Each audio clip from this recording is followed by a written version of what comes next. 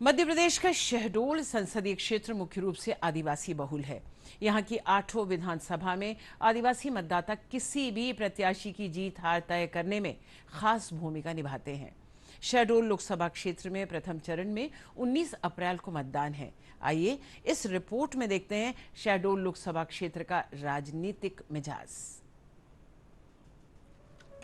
आदिवासी बहुल शहडोल संसदीय क्षेत्र में अनूपपुर जिले की 3 विधानसभा पुष्पराजगढ़, कोतमा और अनूपपुर, शहडोल जिले की जयसिंह नगर और जैतपुर, उमरिया जिले की मानपुर और बांधवगढ़ विधानसभा और कटनी जिले की बड़वारा विधानसभा को मिलाकर 17,74,484 मतदाता हैं, जिनमें से 8,74,553 महिला मतदाता और 8,99,911 पुरुष मतदाता हैं। इसके अलावा 20 मतदाता थर्ड जेंडर हैं। शहडोल लोकसभा क्षेत्र में 2,199 मतदान केंद्र बनाए गए हैं। विशेष उल्लेखनीय है कि जयसिंह नगर में सबसे ज़्यादा मतदाता हैं तो सबसे कम कोतमा विधानसभा क्षेत्र में मतदाता हैं।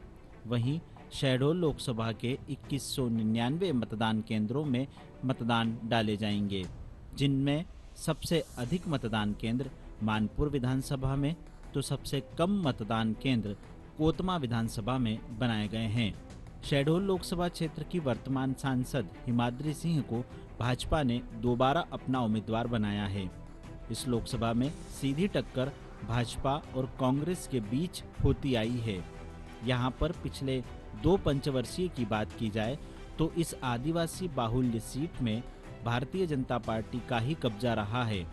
साल 2019 में कांग्रेस से आई पूर्व केंद्रीय मंत्री दलवीर सिंह और पूर्व सांसद राजेश नंदनी सिंह की बेटी हिमाद्री सिंह भाजपा की टिकट से 4,50,000 से अधिक मतों से विजय होकर पहली बार संसद पहुंची थी। इस बार भाजपा ने फिर से हिमाद्री सिंह पर भरोसा जताया है। लोकसभा आम निर्वाचन 2024 के नामांकन कलेक्ट्रेट कार्यालय में 20 मार्च से दाखिल किए जा रहे हैं। नामांकन की आवश्यक और पुख्ता व्यवस्था के साथ सभी गतिविधियां यहां सुनिश्चित की जा रही है। सुरक्षा की बात की जाए तो शहडोल लोकसभा के 8 विधानसभा क्षेत्रों में से सबसे ज़्यादा फोर्स अनूपपुर जिले में लगाई गई है।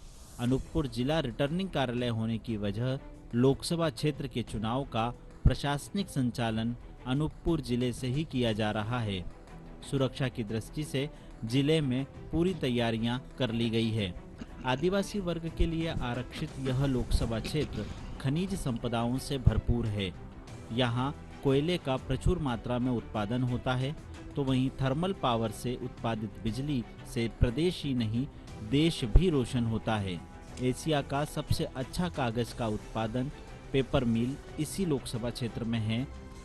अमरकंटक ताप विद्युत केंद्र चचाई, संजय गांधी ताप विद्युत केंद्र मठार इसी लोकसभा क्षेत्र के अंतर्गत आते हैं। कोयले के अलावा बॉक्साइट, ग्रेनाइट, अभ्रक प्रचुर मात्रा में है, तो इस लोकसभा क्षेत्र में वन और वनोपज की भी काफ़ी तादाद है। शहडोल लोकसभा क्षेत्र में शामिल तीनों जिलों की 8 विधानसभा में स्वीप प्लान के तहत 100% मतदाताओं को मतदान के लिए प्रेरित किया जा रहा है।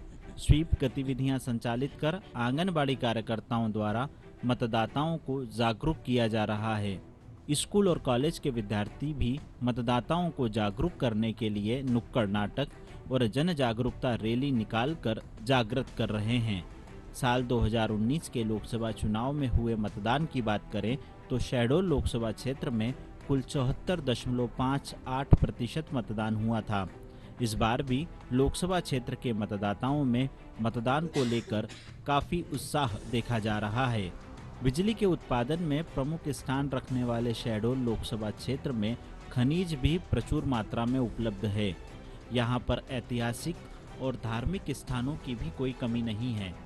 प्रदेश ही नहीं कई राज्यों को पेयजल और उद्योगों के लिए पानी की आपूर्ति करने वाली जीवनदायिनी नर्मदा का उद्गम इसी लोकसभा के अमरकंटक में है, तो उत्तर प्रदेश और बिहार तक जाने वाली सोन नदी का उद्गम भी इसी लोकसभा क्षेत्र के अमरकंटक में है।